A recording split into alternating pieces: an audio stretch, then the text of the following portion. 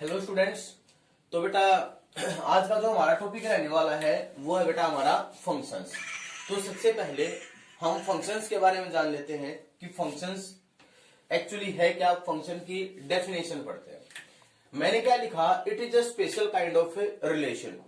ये एक special kind का एक प्रकार का रिलेशन ही है, बट उस पे हमने क्या लगा दी, कंडीशन लगा दी कि अगर कोई रिलेशन ए से बी में एक फंक्शन है तो क्या होगा, तो एवरी एलिमेंट मीन्स प्रत्येक एलिमेंट किसका, सेट ए का, has one and only one image in set A B.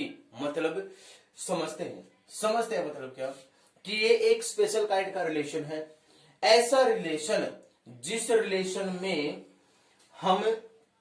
हमें क्या मिलेगा कि जो हमारा सेट ए है उस सेट ए का प्रत्येक एलिमेंट की इस सेट बी में क्या होगी, एक यूनिक इमेज होगी, या फिर सिर्फ और सिर्फ एक अकेली इमेज होगी। चलो कुछ एक एग्जांपल से समझते हैं। मान लीजिए मेरे पास एक सेट है 1 2 3 और मेरे पास एक और सेट है 4 5 एंड 6। ठीक है, अब मैंने क्या किया, मैंने एक रिलेशन डिफाइन किया R1 जिसमें XY टाइप के ऑर्डर्ड पेयर्स आएंगे, XY such that Y is greater than X, Y is greater than X and X belongs to A and Y belongs to B। मैंने एक रिलेशन डिफाइन कर दिया। अब ये चीज चेक करेंगे क्या हमारा ये रिलेशन फंक्शन है या नहीं है। तो देखते हैं, तो मेरे R1 में क्या क्या आएगा कि Y is greater than X वाले सारे ऑर्डर पेयर्स लेने हैं। Means 1 4 1 5 1 6 2 4 2 5 2 6 3 4 3 5 and 3 6। ये बन गया बेटा मेरे पास क्या, रिलेशन। अब इस रिलेशन में मैं चेक करता हूं क्या मेरा ये रिलेशन फंक्शन है या नहीं है। तो यहां पे मैं एक एरो डायग्राम बना लेता हूं। ये बी हो गया 1 2 3 4 5 6। अब मैंने 1 को चेक किया, 1 की इमेज मेरी 4 है, 1 की इमेज मेरी 5 है और 1 की इमेज मेरी 6 भी है। तो अब देखो, अब आता हूं मैं डेफिनेशन पे। मेरी फंक्शन की डेफिनेशन क्या थी कि कोई रिलेशन एफ है उसको ए टू बी में फंक्शन कब कहूंगा, जब इस ए के प्रत्येक एलिमेंट की इस बी में कैसी इमेज होगी बेटा, यूनिक इमेज होगी। लेकिन यहां तो देखो 1 की कितनी इमेजेस हैं, 1 की यहां पे 3 इमेजेस हैं। ऐसे ही देखो 2 की भी यहां कितनी इमेजेस हैं, 3 इमेजेस हैं। और 3 की भी यहां मेरे पास कितनी इमेजेस हैं, 3 की भी मेरे पास कितनी इमेजेस हैं, 3 इमेजेस हैं। तो ये रिलेशन मेरा फंक्शन नहीं बना, क्योंकि मेरे को तो एक एलिमेंट की सिर्फ कितनी इमेज चाहिए है, एक ही इमेज चाहिए है। तो बेटा ये मेरा क्या नहीं बना, ये मेरा फंक्शन नहीं बना, क्योंकि डेफिनेशन कहती है सिर्फ और सिर्फ क्या होना चाहिए, एक इमेज होनी चाहिए। ठीक है, तो ये एग्जाम्पल तक आपको समझ आया होगा, इस एग्जाम्पल तक आपको देखना है। मैं इस एग्जाम्पल को रब कर रहा हूं, उसके बाद एक और एग्जाम्पल करते हैं, अगला एग्जाम्पल देखते हैं हम। ठीक है, उस एग्जाम्पल से और भी हमें अच्छे से समझ आएगा कि हमें क्या करना है। ठीक है, तब तक के लिए आप इसको एक बार पॉज करके देखना। ओके बेटा, तो अब देखते हैं हम अपना अगला एग्जाम्पल। अगला एग्जाम्पल मैंने क्या लिया है कि मैंने एक रिलेशन और ले लिया, R2 XY टाइप के ऑर्डर पेयर आएंगे and Y is equal to X plus 3। तो अब मेरा जो R2 है, R2 में मेरा क्या क्या आएगा बेटा, X को मैंने 1 पुट किया तो Y में आ गया 4, X को 2 पुट किया तो Y में आ गया 5 और X को 3 पुट किया तो Y में मेरा क्या आ गया बेटा, Y में आ गया मेरा 6। तो अब फिर से इस R2 को मैं एरो डायग्राम की हेल्प से रिप्रेजेंट करता हूं। ये मेरा हो गया सेट A और ये हो गया मेरा सेट B। 1 2 3 4 5 एंड 6। 1 की इमेज थी मेरे पास 4, 2 की इमेज है मेरे पास 5 एंड 3 की इमेज मेरे पास क्या है बेटा, 6। तो यहां से मैंने देखा यहां से मैंने क्या देखा कि जो ये मेरा सेट A है इसकी 1 की इमेज ओनली 4 है, 2 की 5 और 3 की क्या है 6। सबकी क्या हमारे पास है, यूनिक इमेज है। तो जो ये मेरा रिलेशन था R2 from A to B तो अब मैं इसको क्या कह सकता हूं कि अब ये बन गया मेरे पास एक function from A to B. Function को भी हम कैसे रिप्रेजेंट करेंगे बेटा, ऐसे ही हम फंक्शन को भी रिप्रेजेंट करेंगे। तो ये मेरा था सेकंड एग्जांपल। अब एक एग्जांपल और लेके चलते हैं, थर्ड एग्जांपल और ले लेता हूं मैं, ठीक है। तो उसमें मैंने क्या दिया, R3 एक रिलेशन डिफाइन कर दिया एक्स वाई टाइप के जिसमें ऑर्डर्ड पेयर आने थे, and y is equals to x plus 4, x belongs to a and y belongs to b। तो अब जो मेरा R3 है बेटा, उस R3 में क्या किया जाएगा, यहां मैंने 1 पुट किया तो y में आ गया मेरा 5, यहां मैंने 2 पुट किया तो y में आ गया बेटा मेरा 6, 3 पुट करूंगा तो y में 7 जाएगा, लेकिन b सेट में तो 7 है ही नहीं। तो अब फिर से क्या करता हूं, फिर से R3 को रिप्रेजेंट करता हूं with the help of arrow diagram. Arrow diagram की हेल्प से मैंने क्या किया, इसको रिप्रेजेंट किया। तो यहां था मेरे पास सेट ए और ये था बेटा सेट बी, 1 2 3 एंड 4 5 और 6 था मेरे पास। तो मैंने देखा कि 1 की इमेज तो है बेटा मेरे पास 5, अब 2 की इमेज है मेरे पास बेटा 6। तो यहां देखो, अब फिर से डेफिनेशन पे आता हूं।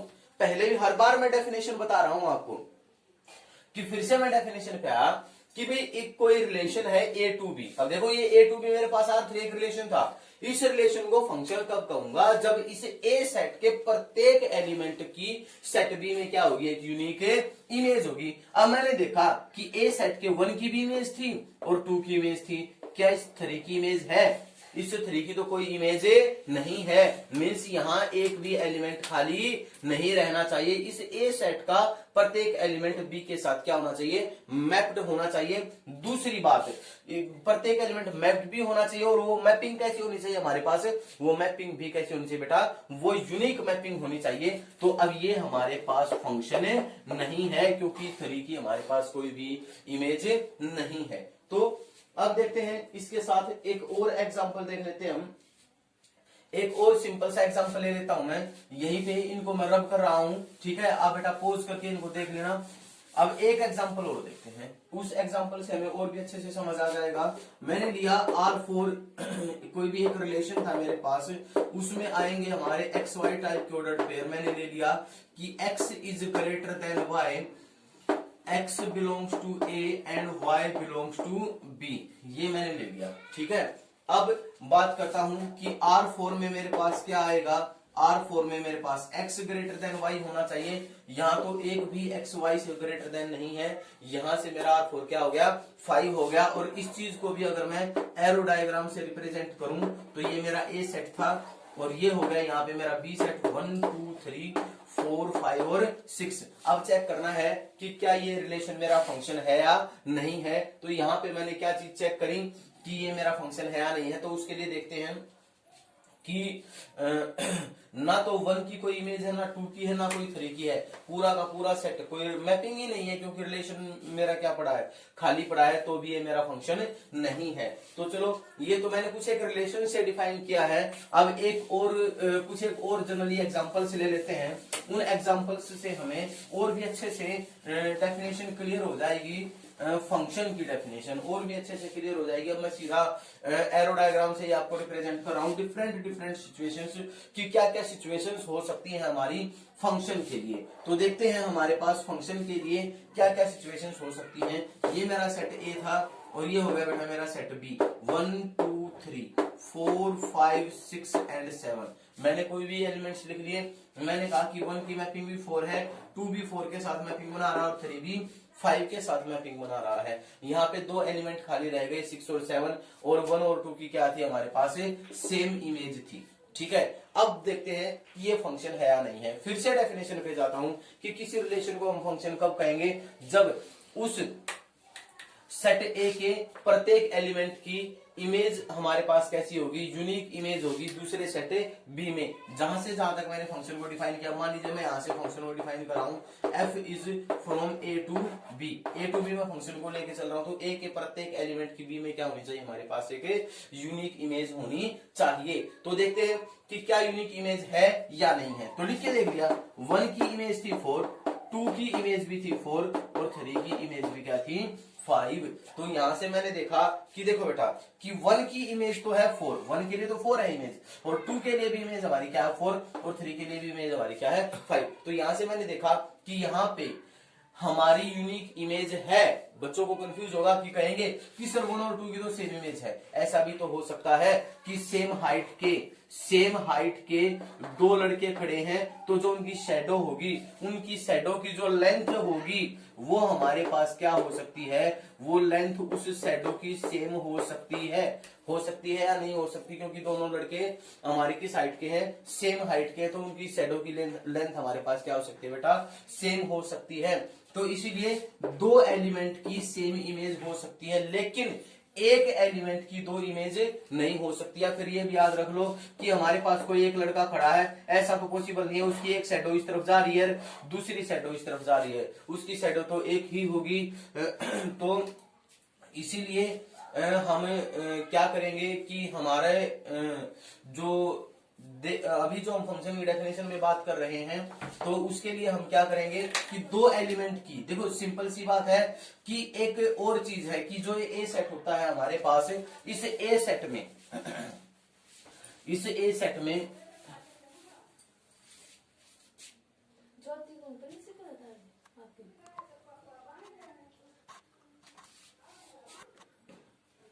ओके तो अब एक सिंपल सा और लॉजिक बता देता हूं कि फंक्शन को पहचानने के लिए आपको क्या करना है। सिंपल सा लॉजिक है, मान लीजिए मेरे पास कोई सेट है ए और दूसरा मेरे पास कोई सेट है बी, इसमें है A B C D and E, 1 2 3 4 5 6। ठीक है, सिंपली अगर हमें फंक्शन समझना है कि कोई रिलेशन हमारे पास फंक्शन है या नहीं है, तो सिंपल सा है, फादर और सन का रिलेशन फॉलो कर लिया करो। ठीक है,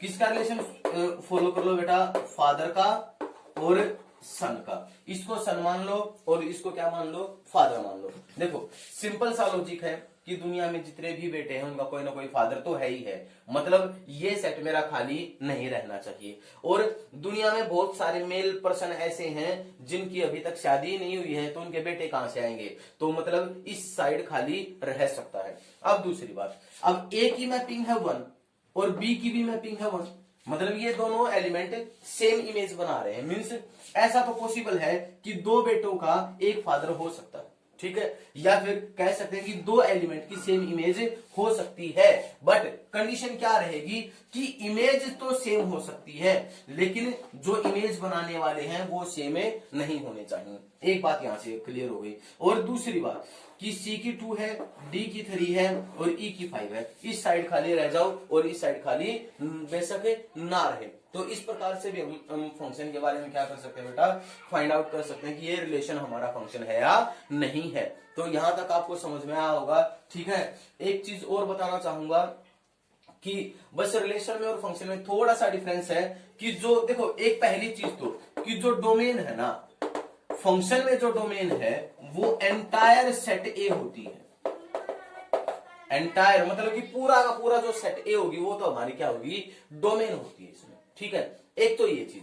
एक दूसरी चीज फंक्शन के लिए अगर मैं आपको मेनली बताना चाहूं तो दूसरी फंक्शन के लिए मेन चीज क्या है कि भाई फर्स्ट एलिमेंट, मान लीजिए अभी मैंने मैपिंग ली है 1 4 2 4 एंड 3 5, जो यहां पे फर्स्ट एलिमेंट है 1 2 3 वो सेम नहीं होना चाहिए। लास्ट एलिमेंट भले ही सेम हो, कोई फर्क नहीं पड़ता, लेकिन ये फर्स्ट एलिमेंट हमारा सेम नहीं होना चाहिए। तो चलो इस अभी के लिए pause the video to note it down. इसी के साथ अब आगे और थोड़ा सा पढ़ते हैं फंक्शन के बारे में। Pose the video.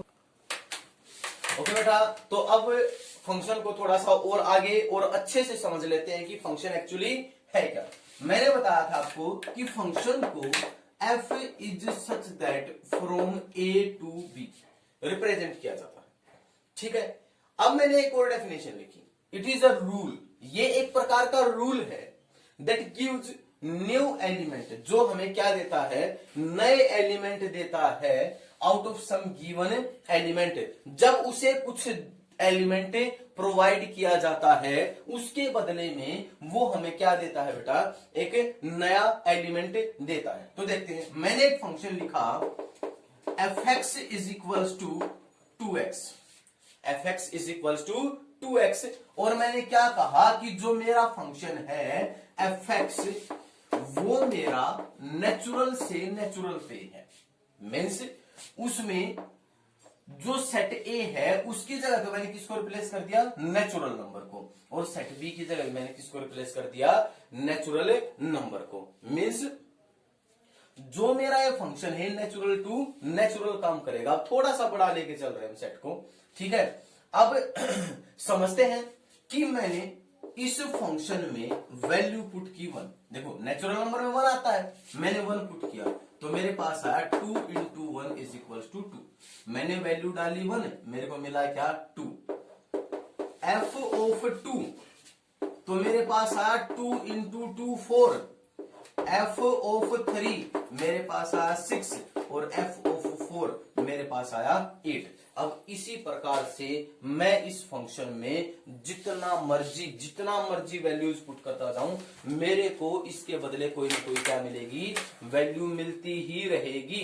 आई है बात समझ में? तो ये डेफिनेशन ये कहती है जब भी फंक्शन में कोई नया एलिमेंट डाला जाता है, जिस एलिमेंट पे वो फंक्शन हमारा क्या होता है, डिफाइन होता है। ये भी बात करूंगा कि फंक्शन डिफाइन कहां होता है कहां नहीं होता है, उसके बारे में भी बात करते हैं।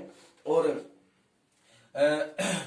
तो हमें क्या मिलेगी, कोई ना कोई नई वैल्यू मिलेगी। अब बात करते हैं इसी से रिलेटेड एक और सिचुएशन की, जो हमारी सिचुएशन क्या है कि मैं एक और फंक्शन ले लेता हूं।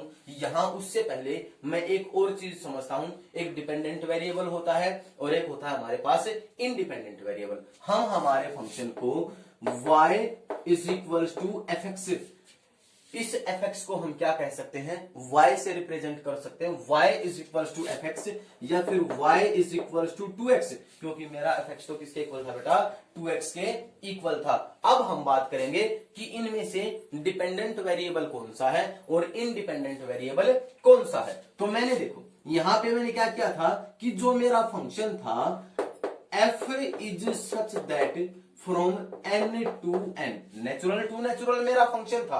अब मैं इनपुट कहां से डालूंगा, नेचुरल में, और वो इनपुट किस में डालूंगा, x में। मींस x मेरा कैसा वेरिएबल हो गया, इनडिपेंडेंट, क्योंकि इस x की वैल्यू पे y की वैल्यू डिपेंड करती है, तो इसलिए y को कैसा वेरिएबल बोलूंगा मैं, डिपेंडेंट वेरिएबल। तो यहां पे x हमारा क्या है, देख लो x को मैंने 1 पुट किया तब y की वैल्यू आई है 2। अब अगर मान लीजिए जैसे जैसे मैं x की वैल्यू बदल रहा हूं, उसी के हिसाब से मेरी y की वैल्यूज भी क्या हो रही है बेटा, चेंज हो रही हैं। तो इसीलिए x को इंडिपेंडेंट वेरिएबल बोलूंगा और y को कैसा वेरिएबल बोलूंगा मैं, डिपेंडेंट वेरिएबल। अब बात करते हैं कि फंक्शन की डोमेन और रेंज की। मैंने एक और फंक्शन लिया fx is equal to X square minus 1 over 2x, X square minus 1 over 2x। तो अब मैंने क्या किया, मैंने यहां पे कुछ एक वैल्यूज पुट कर दी और फंक्शन को क्या कहा कि ये जो मेरा फंक्शन है f, ये मेरा डिफाइन है r to r, means real number to real number पे मेरा फंक्शन क्या है, डिफाइन है। अब मेरी बात ध्यान से समझने की है, ध्यान से मेरी बात समझने की। इन दोनों एग्जांपल से मैं आपको काफी सारी चीजें बताऊंगा, उनको बड़े ध्यान से समझना बेटा आपको। अब सबसे पहले मैं डोमेन की अगर बात करूं कि डोमेन मेरी क्या होती है, डोमेन के लिए मैं सिंपल सी बात करूंगा, set of all those values, set of all those values at which our function is defined, कि भाई उन सभी वैल्यूज का सेट जिस पे मेरा फंक्शन क्या होता है बेटा, डिफाइन होता है। देखो समझो कैसे डिफाइन होता है। मैंने यहां पे x की जगह, यहां पे था मेरे पास y is equal to this, मैंने x को यहां पे पुट किया बेटा 1 पुट किया तो मेरे पास y में आया 1 माइनस 1 0, तो y में मिला मेरे को 0। अब x में मैंने वैल्यू पुट की 2, x में मैंने वैल्यू पुट की 2, तो 2 का स्क्वायर 4 माइनस 1 हो गया मेरे पास 3, तो y में जाएगा बेटा मेरे पास 3/4। मीन्स मैं कुछ वैल्यूज पुट कर रहा हूं। अब एक ऐसी वैल्यू पुट करूंगा, मैंने x को दे दिया 0, x को मैंने क्या दे दिया 0। तो यहां से मेरे पास क्या बना y is equal to 0 minus 1 over 0 means 1/0, जो कि ये 1/0 है। ये मेरे पास कैसी टर्म है, नॉट डिफाइंड वाली फॉर्म है, ये तो इनडिटरमिनेट फॉर्म है, मीन्स ये तो इस फॉर्म को तो मैं डिफाइन कर ही नहीं सकता। तो जब मैं इस फॉर्म को डिफाइन ही नहीं कर सकता तो x इज इक्वल टू 0 क्या मेरी इस डोमेन में आएगा, नहीं आएगा। मीन्स मैंने कहा था वो वैल्यूज सेट की set of all those values, उन सभी वैल्यूज का सेट जिसपे मेरा फंक्शन क्या है डिफाइन है, तो उसको मैं क्या कहूंगा डोमेन कहूंगा। तो यहां से आपको समझ में आया होगा। अब अगर मेरे को डोमेन फाइंड आउट करनी है तो सीधी सी बात है, डेनोमिनेटर में तो क्या नहीं होना चाहिए, 0 नहीं होना चाहिए। अब एक और बात करूं कि हमारे पास रूट है, तो रूट में हमारे पास क्या नहीं होना चाहिए, नेगेटिव हमारे पास नहीं होना चाहिए। इन दो बातों को हमें बिल्कुल बड़े ध्यान से और अच्छे से समझना है कि डोमेन आपको समझ आई होगी कि उन सभी वैल्यूज का सेट जिसपे मेरा फंक्शन क्या होता है डिफाइन होता है। हमारे पास हम अभी बात करेंगे आगे इनडिटरमिनेट फॉर्म्स होती है हमारे पास, 7 टाइप्स की इनडिटरमिनेट फॉर्म्स होती हैं। उनमें से मैंने बता दी है आपको 2 कि मेनली यही हमारे चैप्टर में काम करेंगे कि भाई डेनोमिनेटर में तो 0 नहीं बनना चाहिए और रूट में नेगेटिव नहीं होना चाहिए। बाकी सभी वैल्यूज का जो हमारे पास सेट होगा उस सेट को मैं क्या कहूंगा डोमेन कहूंगा फंक्शन की। अब समझते हैं कि इस क्वेश्चन को यहां से कि रेंज क्या है, रेंज को समझेंगे और कोडोमेन को समझेंगे कि हमारा जो फंक्शन है वो मेरा कहां से कहां तक है, f is such that n to n मेरा एक फंक्शन है। तो मैंने क्या किया कि मेरे पास fx इक्वल टू 2x था, मैंने कुछ एक वैल्यूज ली थी, मैं इसको एरो डायग्राम से समझाने की कोशिश करूंगा आपको। ये मेरे पास सेट A है और ये हो गया मेरे पास सेट B। तो ठीक है, मैं इसको भी थोड़ा सा बढ़ा लेता हूं, इस सेट को भी। ठीक है, यहां पे मैंने लिया 1 2 3 4 6 7 8, चलो इसको छोटा कर देते हैं, ठीक है 5 तक ही रख देते हैं। यहां 1 2 3 4 5 6 7 8 9 10 एंड अप टू सो, ये भी एंड अप टू सो चलता रहा। अब देखो मैंने जब इसमें 1 डाला मेरे को मिला 2, मैंने 2 डाला तो मेरे को मिला 4, 3 डाला तो मेरे को मिला 6, 4 पे मिला 8 और 5 पे मिला 10। ठीक, मीन्स जब भी मैं इनपुट डाल रहा हूं इसमें कोई भी एक इनपुट डाली मैंने, इस सेट ए के प्रत्येक एलिमेंट की बी में मेरे को एक यूनिक इमेज मिल रही है। तो इस ये जो एंटायर सेट है मेरा, इस एंटायर सेट जो कि मेरा नेचुरल नंबर है, इसको तो मैं क्या नाम दूंगा, डोमेन नाम दूंगा। मैं इसको क्या नाम दूंगा, डोमेन, या फिर set of all those values at which our function is defined. तो यहाँ पे नेचुरल नंबर में से कोई भी एक वैल्यू पुट कर लो, सभी पे मेरा फंक्शन क्या है डिफाइन है, तो इस नेचुरल नंबर के सेट को मैं क्या कह दूंगा, डोमेन कह दूंगा। यहां तक प्रत्येक विद्यार्थी को बात समझ में आई होगी। अब मेरी बात सुनते हैं। अब जो रेंज है मेरी, रेंज क्या है, क्या होती है, set of all those values, उन सभी वैल्यूज का सेट जो हमें फंक्शन में इनपुट डालने के बाद मिलती हैं। मींस जब मैंने इसमें इनपुट डाली 1 मेरे को मिला 2, इनपुट डाली 2 मेरे को मिला 4, इनपुट डाली 3 मेरे को मिला 6, इनपुट डाली 4 मेरे को मिला 8 एंड इनपुट डाली 5 तो मेरे को मिला क्या 10।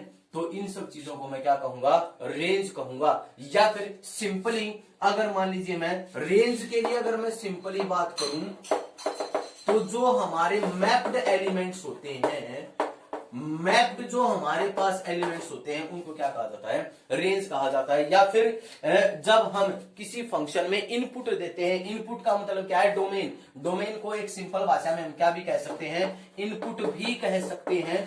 वो इनपुट जिसपे हमारा फंक्शन क्या है, डिफाइन है, तो उस चीज को हम क्या कहेंगे, डोमेन कहेंगे। कि डोमेन में से कुछ भी डालने के बाद फंक्शन में जो मेरे को मैपिंग मिलती है, जो मेरे को एलिमेंट्स मिलते हैं, जो भी मेरे को वैल्यूज मिलती है, उन सभी को हम क्या कहेंगे, रेंज कहेंगे। तो इस चीज को क्या कहेंगे, इस चीज को हम कहेंगे बेटा कोडोमेन। इसको क्या कहूंगा मैं, कोडोमेन कहूंगा। कैसे इसको कोडोमेन कहूंगा, समझें, इस एग्जांपल की मदद से समझें कि यहां देखो मैंने बताया था रिलेशन के केस में भी, रिलेशन के केस में मैंने वही बताया था कि जो हमारे पास फर्स्ट एलिमेंट होता है वो डोमेन होता है, सेकंड एलिमेंट क्या होता है हमारे पास रेंज होता है, और एंटायर सेट बी हमारे पास क्या होता है कोडोमेन होता है। तो वही बात यहां समझाने जा रहा हूं कि यहां मैंने देखा कि सिर्फ 2 4 6 8 10 मीन्स जो 2 का मल्टीपल है एन नेचुरल नंबर में सिर्फ और सिर्फ वही हमारे क्या है मैप्ड है, बाकी तो खाली पड़े हैं, बाकी तो हमारे पास क्या पड़े हैं बेटा खाली पड़े हैं। तो इस पूरे एंटायर सेट को क्या कहूंगा मैं कोडोमेन कहूंगा। तो यहां से मेरी एक बात और निकल के बाहर आती है, मैं इस चीज को अभी के लिए रब कर रहा हूं, इससे पहले आप इसको बेटा पॉज करके देख लें। यहां से मैं एक चीज और कहने वाला हूं कि जो अब फंक्शन है मेरा, फंक्शन को मैं कैसे लिखूंगा सिंपली कि f is such that domain to codomain.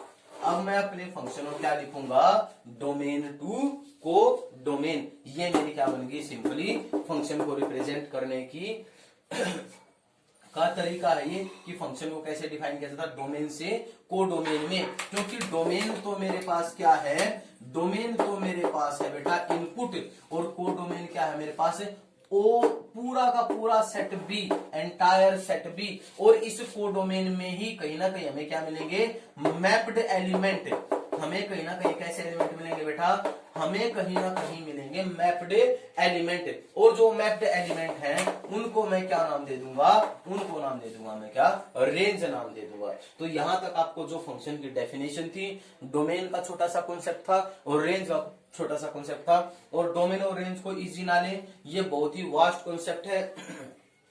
ये फंक्शन में हम मतलब कि अब 11th और 12th में मैक्सिमम फंक्शन, जहां भी फंक्शन का जिक्र आएगा वहीं हम डोमेन और रेंज के बारे में बात करेंगे। तो अभी के लिए इस वीडियो में इतना ही रहेगा, बाकी के लिए जो अब डोमेन और रेंज से रिलेटेड जो कुछ एक हमारे क्वेश्चंस हैं, अगली वीडियोस में हम सिर्फ और सिर्फ डोमेन और रेंज से रिलेटेड कुछ एक क्वेश्चंस के बारे में बात करेंगे और कुछ एक स्पेशल फंक्शंस के बारे में भी बात करेंगे। So pause the video, do not it down.